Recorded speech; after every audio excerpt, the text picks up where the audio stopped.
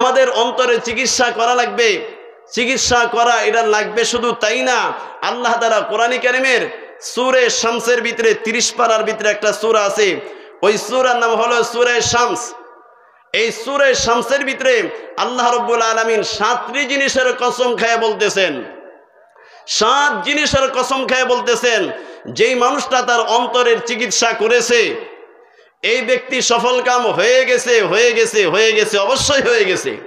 আল্লাহ 7 জিনিসের কসম খেয়ে বলতেছেন, ওয়াশ-শামসি ওয়া দুহাহা ওয়াল কমারি ইযা তালাহা ওয়ান নাহারি ইযা জাল্লাহা ওয়াল লাইলি ইযা ইয়াগশাহা ওয়াস সামাই ওয়া মা বানাহা والأرض وما طحاها ونفس وما سواها فألهمها فجورها وتقواها قد أفلح من زكاها وقد خاب من دساها। আল্লাহ রাব্বুল আলামিন 7টি জিনিসের কসম বিস্তারিত দেখে আল্লাহ বলেন ওয়াশ-শামসি ওয়া দুহাহা, আরে সূর্যের কসম, ওয়াল কমারি ইযা তালাহা, চন্দ্রের কসম, ওয়ান নাহারি ইযা জাল্লাহা, আল্লাহ দিনের কসম খান, ওয়াল লাইলি ইযা ইয়াগশাহা, আরে রাতের কসম, ওয়াস সামাই ওয়া মা বানাহা, আল্লাহ বলেন আকাশের কসম, ওয়াল আরদি ওয়া মা তাহাহা, জমির কসম, ওয়া নাফসিন ওয়া মা সাওয়াহা, আল্লাহ বলেন মানুষের প্রাণের কসম, ফাআলহামাহা ফুজুরাহা ওয়া তাকওয়াহা। আমি প্রতিটার ব্যাখ্যা বিশ্লেষণ বললাম না, এই 7টা জিনিসের কসমকে আল্লাহ বলেন ফাআলহামাহা ফুজুরাহা ওয়া তাকওয়াহা। আল্লাহ বলেন প্রত্যেকটা মানুষের নফসকে ভালো কাজ করার মতো যোগ্যতা দেওয়া হয়েছে, মন্দ কাজ করার মতো যোগ্যতা দেওয়া হয়েছে, কিন্তু এরপরে আল্লাহ বলেন কদ আফলাহা মান যাক্কাহা ওয়া কদ খাবা মান দাসসাহা। কদ আফলাহা মান যাক্কাহা, আল্লাহ বলেন আমি আল্লাহ মানুষকে অন্তর আত্মাকে পরিশুদ্ধ করার মতো আমি মানুষকে যোগ্যতা দিয়েছি, ভালো কাজ করার মতো যোগ্যতা দিয়েছি। আল্লাহ বলেন যারা নাকি ভালো কাজ করে তাদের অন্তরগুলোকে পরিশুদ্ধ করেছে, কদ আফলাহা, আল্লাহ বলেন অবশ্যই অবশ্যই তারা সফলকাম হয়ে গেছে। মান যাক্কাহা, যে তার নফসকে পবিত্র করেছে, অন্তরাত্মাকে পরিশুদ্ধ করেছে। ওয়া কদ খাবা মান দাসসাহা, যে নাকি তার অন্তরকে গুনার ভিতরে ডুবিয়ে, যে নাকি তার অন্তরকে গুনার ভিতরে ডুবিয়ে দিয়েছে, আল্লাহ বলেন ওয়া কদ খাবা মান দাসসাহা, এই মানুষটা অবশ্যই অবশ্যই ব্যর্থ হয়ে গেছে।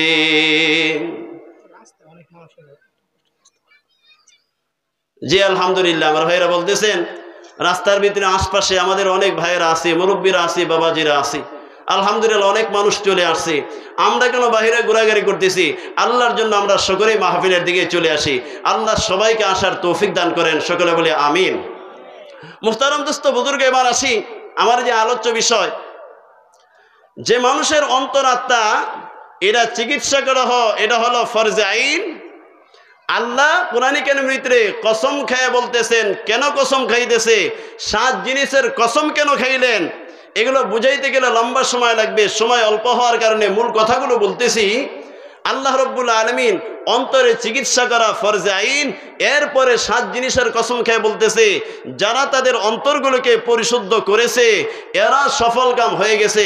এবার আমাদের প্রশ্ন হলো, হুজুর অন্তরাত্মা পরিশুদ্ধ হয় কেমনে, আবার অন্তরাত্মা নাপাক হয় কেমনে, অন্তরাত্মা সুস্থ থাকে কেমনে, অন্তরাত্মা অসুস্থ হয়ে যায় কেমনে? মুহতারাম দোস্ত বুজুর্গ, একটা জিনিস আমরা প্রথমে বুঝে নেই, এই দুনিয়াতে আমরা অনেক গাড়ি দেখি, গাড়ি চালায়, দুনিয়াতে গাড়ি চলে। প্রত্যেকটা গাড়ির ভিতরে 2টা জিনিস, একটা হলো ইঞ্জিন আর একটা হলো বডি। প্রত্যেকটা গাড়ির ভিতরে 2টা অংশ, একটা হলো ইঞ্জিন আর একটা হলো বডি। মুহতারাম দোস্ত বুজুর্গ, আমরা যত গাড়ি চালাই বা গাড়ি চলতে দেখি, এই প্রত্যেকটা ইঞ্জিনকে যে ইঞ্জিনিয়ার বানিয়েছেন, যারা বানিয়েছেন, কোন ইঞ্জিনের কি খাবার এটাও তারা কিন্তু নির্ধারণ করেছেন। আমরা জানি মেশিনের যত ইঞ্জিন আছে, কয়েক ধরনের ইঞ্জিন আছে। কিছু ইঞ্জিন আছে এগুলোর খাবার হলো ডিজেল, আবার কিছু ইঞ্জিন আছে এগুলোর খাবার হলো পেট্রোল, আবার কিছু ইঞ্জিন আছে এগুলোর খাবার হলো অকটেন, আবার কিছু ইঞ্জিন এমনও আছে এগুলোর খাবার হলো পানি, পানির মাধ্যমে এগুলো চার্জ হয়। আছেন এরকম? তো যিনি ইঞ্জিন বানিয়েছেন, ইঞ্জিন নির্ধারণ করেছেন কোন ইঞ্জিন কোন খাবারের মাধ্যমে সে সবল থাকবে, সতেজ থাকবে, এটাও নির্ধারণ করেছেন। সুতরাং সাধারণ মোটর সাইকেলের জন্য তার ইঞ্জিনের জন্য এক ধরনের খাবার, গাড়ির ইঞ্জিনের জন্য আরেক ধরনের খাবার, এরোপ্লেন বা বিমানের ইঞ্জিনের জন্য আরেক ধরনের খাবার, সাধারণ কিছু নরমাল ইঞ্জিন আছে এগুলোর জন্য খাবার হলো আরেক ধরনের। বলুন তো, আমরা জানি যে বিমান চলে, এই বিমানগুলোর ভিতরে যে জিনিসটা ব্যবহার করা হয় তার খাদ্য হিসাবে, এটা হলো নির্ভেজাল 1 নম্বরে অকটেন। আচ্ছা বলুন তো, অকটেন যদি না দিয়ে, বিমানের ভিতরে ইঞ্জিনের ভিতরে অকটেন না দিয়ে সেখানে যদি ডিজেল দেওয়া হয়, ডিজেল, বলুন তো ওই ইঞ্জিন সেটা কি সুস্থ থাকবে নাকি নষ্ট হয়ে যাবে? নষ্ট হয়ে যাবে। কারণ আমরা জানি, আমরা এই দুনিয়াতে দেখি যারা মোটর সাইকেল চালায়, এরা অনেক সময় দেখবেন বলে যে এই পাম্পের থেকে তেল নেওয়া লাগবে, ওই পাম্পের থেকে তেল নেওয়া যাবে না। কারণ কি? কারণ হলো যে এই পাম্পের ভিতরে আমি যে পেট্রোল নিব, এই পেট্রোলগুলো 1 নম্বর না, এগুলোর ভিতরে ডিজেল মিশ্রিত করছে। প্রমাণ কি? আমি যখন এই পাম্পের থেকে তেল উঠাই, পেট্রোল উঠাই, তখন দেখি আমার মোটর সাইকেলে মাঝে মধ্যে ডিস্টার্ব দেয়। তখন বুঝতে পারি যে তেলের ভিতরে ঝামেলা আছে, পেট্রোলের ভিতরে ঝামেলা আছে। মুহতারাম দোস্ত বুজুর্গ, এই দুনিয়ার ইঞ্জিন বডি চলার জন্য গাড়ির যেরকম ইঞ্জিনটা সুস্থ থাকা জরুরি, মানুষের ভিতরে 2টা অংশ, একটা হলো ইঞ্জিন, ইঞ্জিন হলো রূহ, অন্তরাত্মা, আর দেহটা হলো বডির মতো। ইঞ্জিন যেমন দুনিয়ার প্রতিটা ইঞ্জিনের জন্য ভিন্ন ভিন্ন খাবার নির্ধারণ করেছেন, ওই খাবার যদি ওই ইঞ্জিনকে না দেওয়া হয় তাহলে ওই ইঞ্জিন নষ্ট হয়ে যায়। ইঞ্জিন যখন নষ্ট হয়ে যায় তার বডি সুস্থ থাকলেও ভালো হয় না। ইঞ্জিন যদি খারাপ থাকে এই গাড়ি কোনোদিন যাত্রীকে গন্তব্যে পৌঁছাইতে পারবে না। আর ইঞ্জিন যদি ঠিক থাকে, আরে বডি যদি হালকা নরমালও থাকে, তাহলে যাত্রীদেরকে 1 ঘন্টার জায়গায় হয়তো 3 ঘন্টা লাগবে। কিন্তু ইঞ্জিন ঠিক থাকলে এই গাড়ি তার যাত্রীদেরকে গন্তব্যে অবশ্যই পৌঁছাবে। ঠিক কি ঠিক না? মুহতারাম দোস্ত বুজুর্গ, আল্লাহ রব্বুল আলামিন আমাদেরকে যে দেহ দিছেন আর ইঞ্জিন হিসাবে অন্তরাত্মা দিছেন, দুনিয়ার ইঞ্জিনের জন্য নির্ধারিত খাবার আছে। আমাদের যে অন্তরাত্মা দিছেন, আমাদের যে রূহ আছে, কলব আছে, পেট আছে, এর জন্য আল্লাহর পক্ষ থেকে ইঞ্জিন যে আল্লাহ বানাইলেন, এর জন্য নির্ধারিত খাবার আল্লাহ নির্ধারণ করছেন কি করেন নাই? অবশ্যই করেছেন। মুহতারাম দোস্ত বুজুর্গ, এই ইঞ্জিন সুস্থ থাকার জন্য কয়েকটা জিনিস আছে। আমি 2টা জিনিসের কথা আমি সংক্ষেপে অল্প সময় বলবো।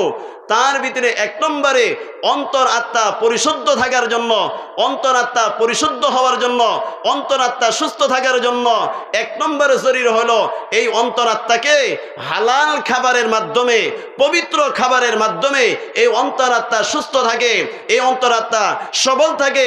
কিন্তু যদি পবিত্র খাবার না দিয়ে হারাম খাবার দেওয়া হয়, কেমন যেন আমি অকটেনের মেশিনের ভিতরে, ইঞ্জিনের ভিতরে ডিজেল দিয়ে দিলাম, অকটেনের মেশিনের ভিতরে পেট্রোল দিলে পরে যেমন গাড়িটা নষ্ট হয়ে যায়, ঠিক তেমনি কেউ যদি তার অন্তরাত্মার ভিতরে, পেটের ভিতরে হালাল খাবার না দিয়ে হারাম খাবার দেয়, সে যেন তার অন্তরাত্মাকে একবারে নষ্ট করে দিল, বরবাদ করে দিল।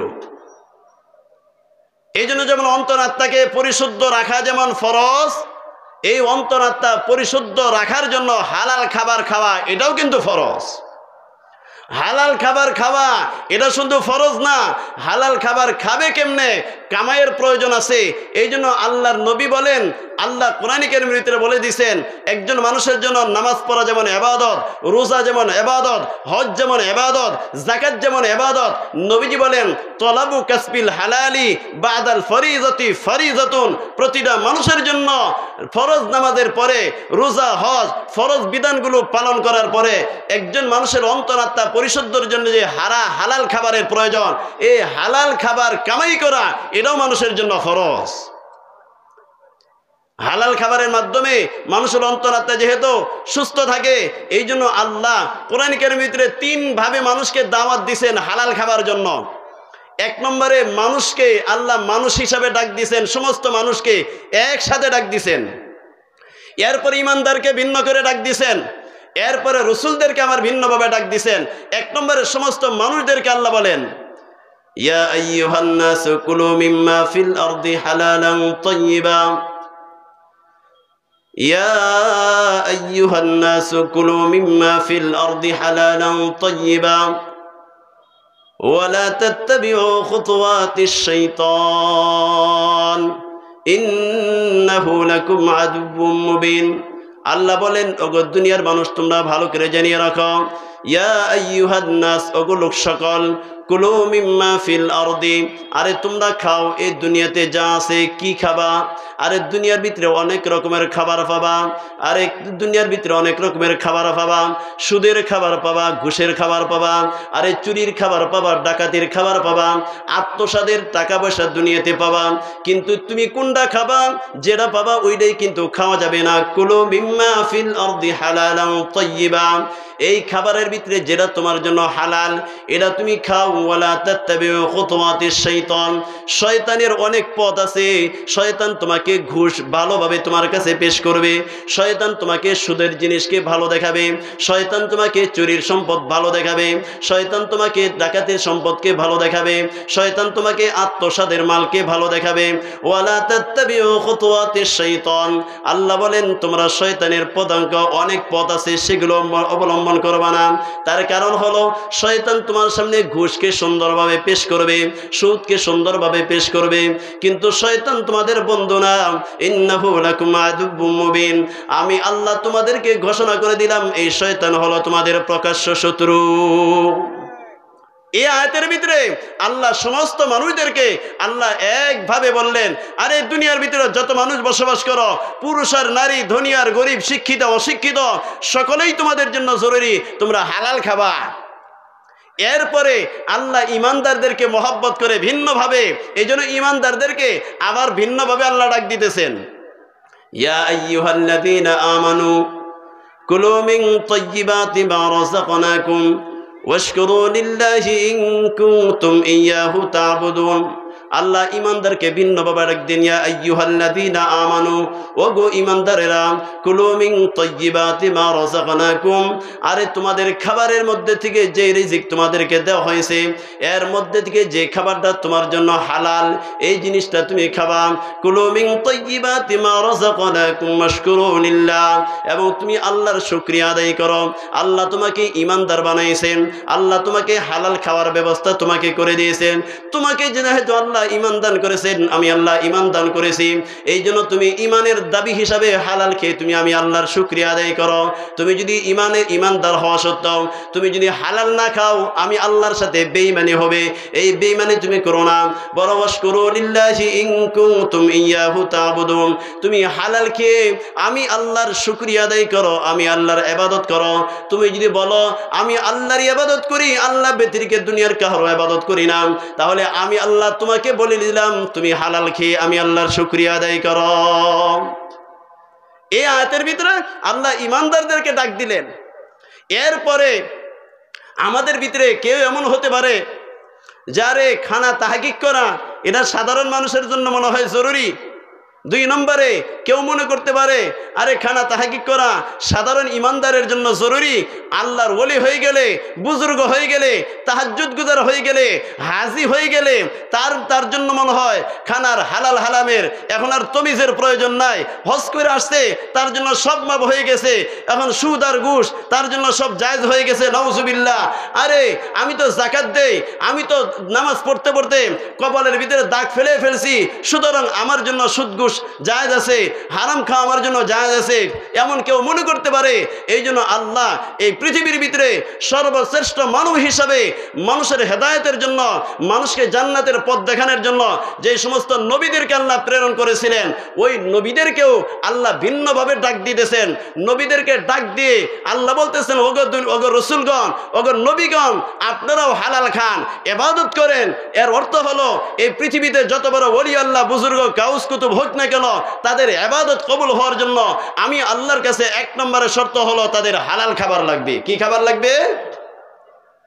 ইয়া আইয়ুহার রাসূলু কুলু মিনাত তাইয়্যিবাতি ওয়া আমালু সালিহা।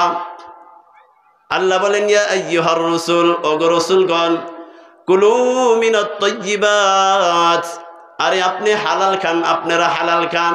ওয়া'মালু সলিহা, এরপরে আপনারা ইবাদত করুন, নেক আমল করুন। উলামায়ে কেরাম বলেন হালাল খাবার এবং ইবাদত এই দুইটাকে একসাথে আল্লাহ কেন বয়ান করলেন? উলামায়ে কেরাম বলেন এটা আল্লাহ বুঝাই দিয়েছেন, হালাল খাবার আর ইবাদত একসাথে বয়ান করে আল্লাহ বুঝাই দিয়েছেন যাদের খাবারটা হালাল হবে তাদের ইবাদতই কবুল হবে, যাদের খাবার হালাল হবে এদের নামাজটা আল্লাহর দরবারে কবুল হবে, যাদের খাবারটা হালাল হবে এদের রোজাই আল্লাহর দরবারে কবুল হবে, যাদের খাবার হালাল হবে এদের দোয়া আল্লাহর দরবারে কবুল হবে, যাদের খাবার হালাল হবে এদের হজই আল্লাহর দরবারে কবুল হবে, যাদের খাবার হালাল হবে এদের জিকির আজকার কবুল হবে, যাদের হালাল খাবার হালাল হবে এদের তাহাজ্জুদ কবুল হবে। কিন্তু যাদের খাবার হালাল হবে না, ইবাদত করতে করতে কপালে দাগ ফালাইতে পারে, হজ একবার না, দুইবার না, 10 বার না, 50 বার করতে পারে, যাকাত 1 বছর না সারা জীবন যাকাত দিতে পারে, কিন্তু আল্লাহ বলেন যারা হালাল খাবে না তাদের কোনো ইবাদত আমি আল্লাহর দরবারে কবুল হবে না।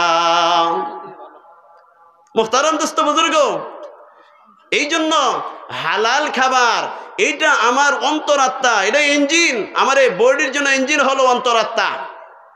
এই অন্তরাত্মা সতেজ থাকে, সুস্থ থাকে, সবল থাকে এটা হালাল খাবারের মাধ্যমে।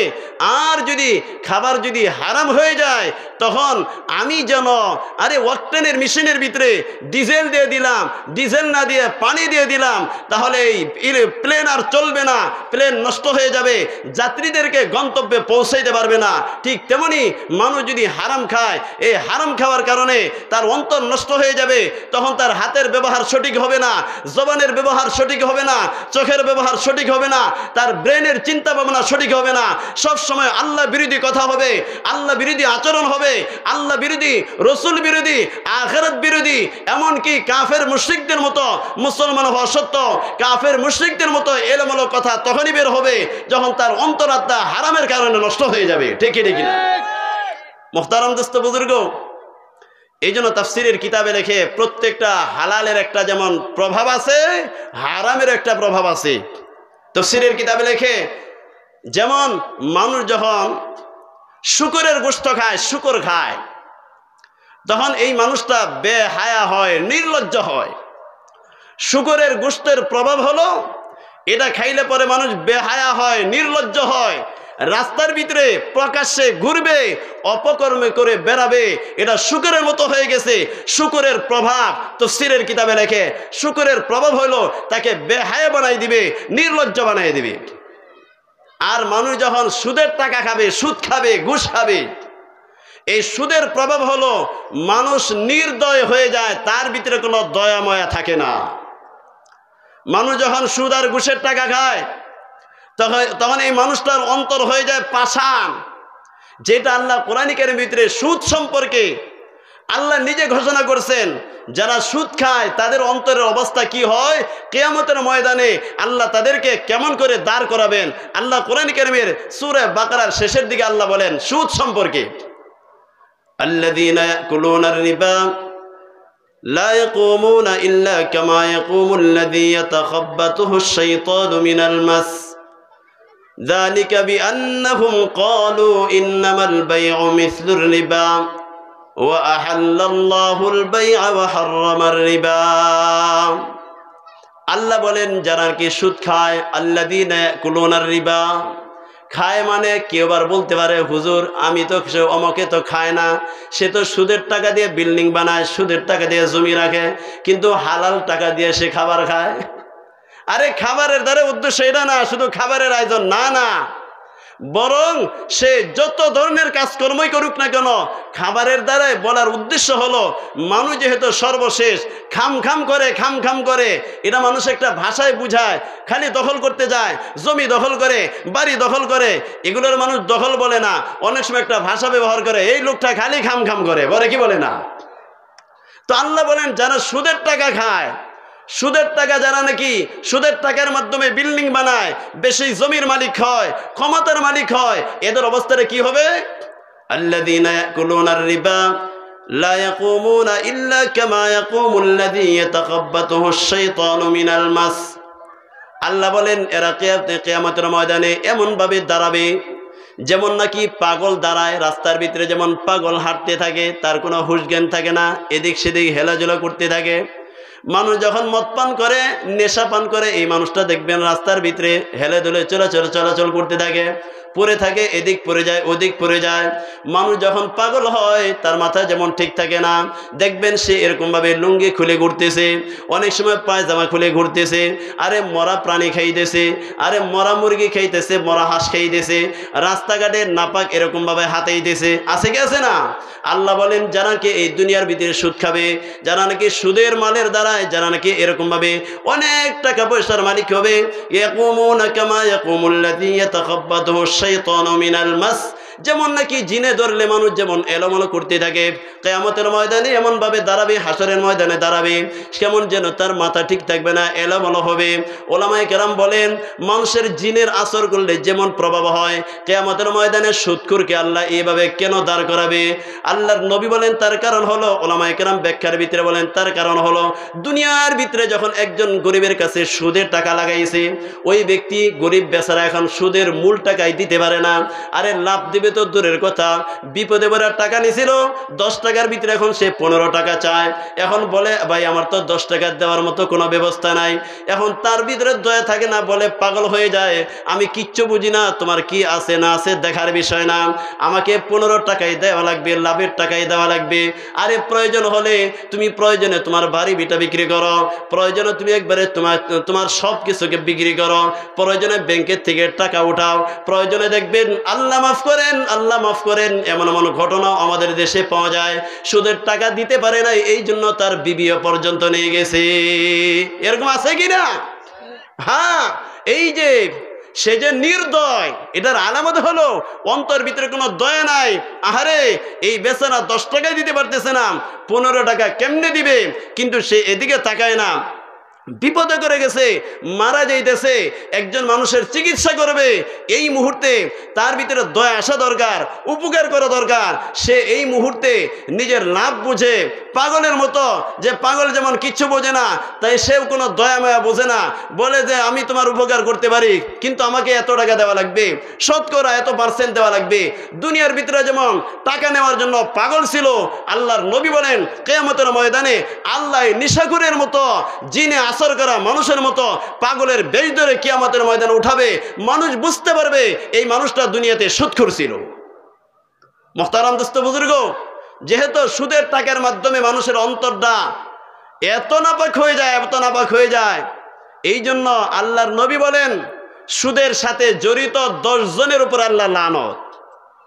সুদের সাথে জড়িত, হ্যাঁ, এমন হারাম, এটার দ্বারা যেহেতু মানুষের অন্তর নাপাক হয়ে যায়, এই জন্য যে সুদ খায়, যে সুদ দেয়, যে সাক্ষী হয়, যে লেখে, যে সহযোগিতা করে, এরকমভাবে 10 জন জড়িত, তাদের উপর আল্লাহ লানত।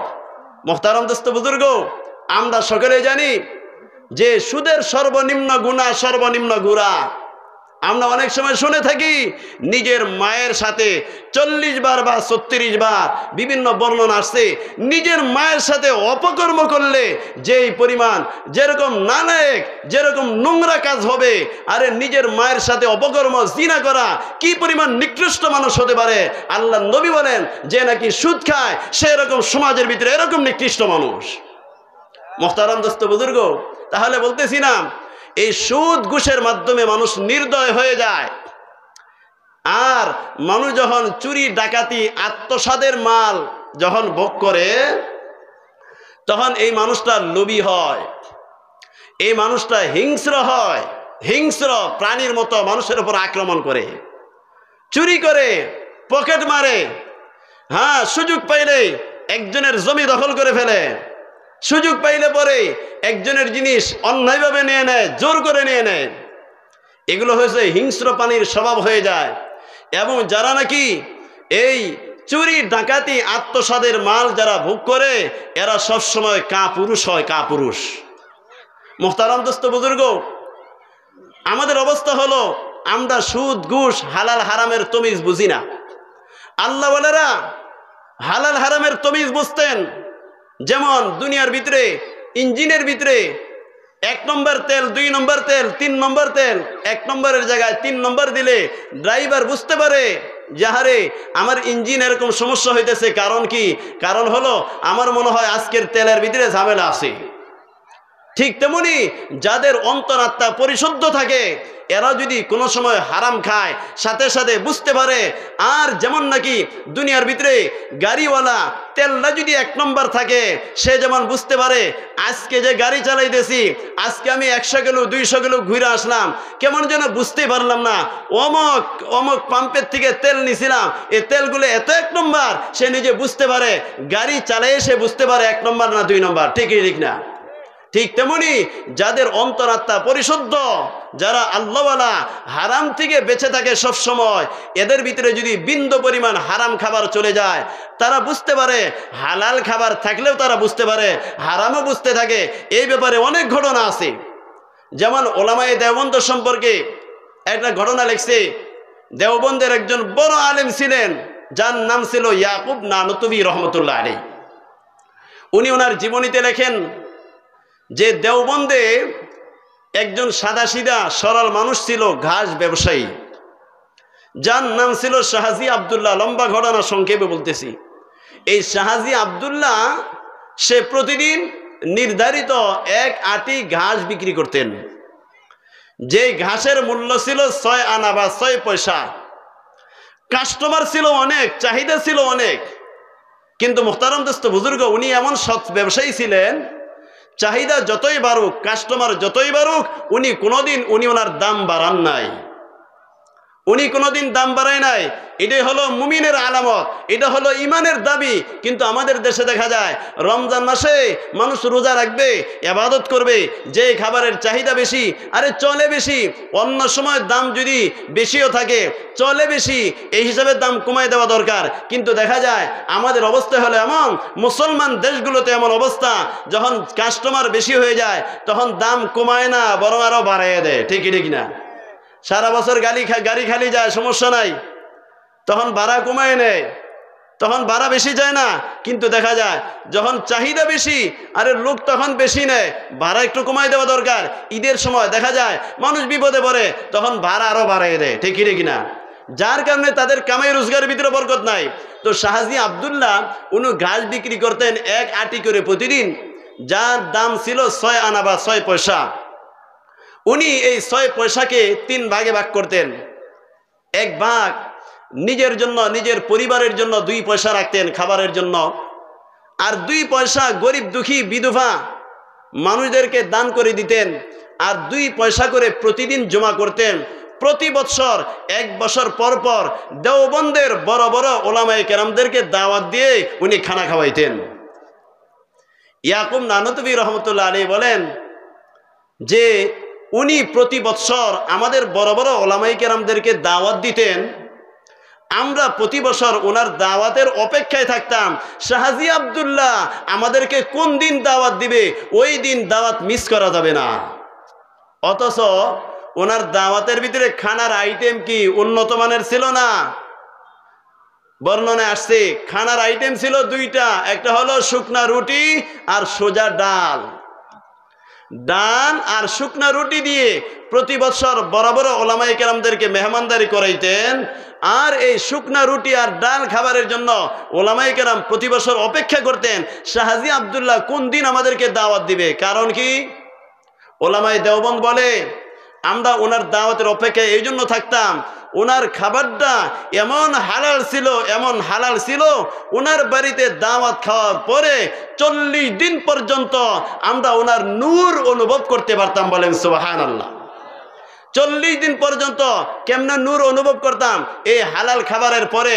এখন নামাজ পড়তে ভালো লাগে, জিকির করতে ভালো লাগে, রোজা রাখতে ভালো লাগে, কোরআন কারীমের তেলাওয়াত করতে ভালো লাগে, ইলম শিখানোর ভিতরে মেহনত করতে ভালো লাগে। আর এটা প্রভাব হলো হালাল খাবারের পরে তার ইবাদত করতে ভালো লাগবে। কিন্তু এর বিপরীতে উনি লেখেন, ওই ইয়াকুব নানতুবি রহমতুল্লাহ আলাইহি উনি বলেন আবার, কোন একদিন আমাকে একজন মুসলমান ভাই আমাকে দাওয়াত দিলেন, আমি তো কোনো তাহকিক করলাম না। কেন তাহকিক করলাম না? আরে মুসলমান তো হারাম খাইতে পারে না, সে যে দাওয়াত দিছে অবশ্যই তো আমাদের জন্য হালাল খাবারের ব্যবস্থা করেছে। উনি কোনো তাহকিক না করে একজন মুসলমান ভাইয়ের বাড়িতে উনি দাওয়াত খাইতে, দাওয়াতের জন্য চলে গেলেন। কিন্তু যখন খাইতে বসছেন 1 লোকমা 2 লোকমা দেওয়ার পরে উনি বুঝতে পারছেন, ওনার কাছে সন্দেহ লাগছে এই খাবারটা মনে হয় হারাম। এক লোকমা দুই লোকমা খাবারের পরে উনি খাবার বন্ধ করে উনি ওনার বাড়িতে চলে গেছেন এবং তাহা কি করে জানতে পারছেন এই খাবারটা ওনার জন্য হারাম ছিল। ইয়াকুব নানুতুবি রহমতুল্লাহি আলাইহি বলেন এই দুই লোকমা যে হারাম ছিল, এই হারামের প্রভাব আমার ভিতরে 2 মাস পর্যন্ত ছিল। 2 মাস পর্যন্ত বিভিন্ন সময় আমার মন চাইতো আমি অমুক গুনাহটা করি, অমুক হারাম জিনিসটা দেখি, অমুক একটু হারাম রাস্তার ভিতরে চলি। উনি বলেন এই হারাম কাজ করার মতো প্রভাব আমার ভিতরে আসছে, হারাম কাজ করতে মনে চাইছে। এর দ্বারা বোঝা যায় ওনার খাবারটা ছিল হারাম।